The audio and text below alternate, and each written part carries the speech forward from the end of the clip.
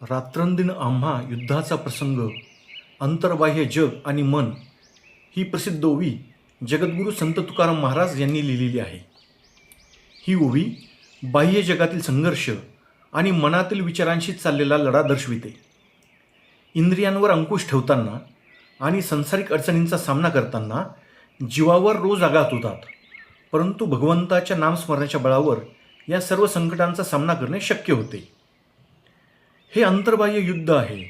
हे केवळ बाहेरील लोकांशी नसून मनातील षड्रिपू काम, क्रोध, लोभ, मद, मोह, मत्सर इत्यादी आणि बाहेरील परिस्थिती यांच्याशी नित्य संघर्ष आहे.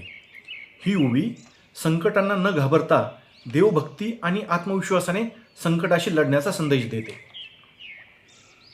मन म्हणजे विचार, भावना, आठवणी, इच्छा आणि जाणीव यांचे अदृश्य केंद्र होय.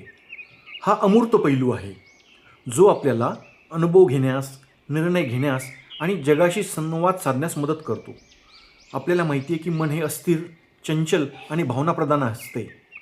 भारतीय तत्त्वज्ञानात यास चित्त असे म्हणतात.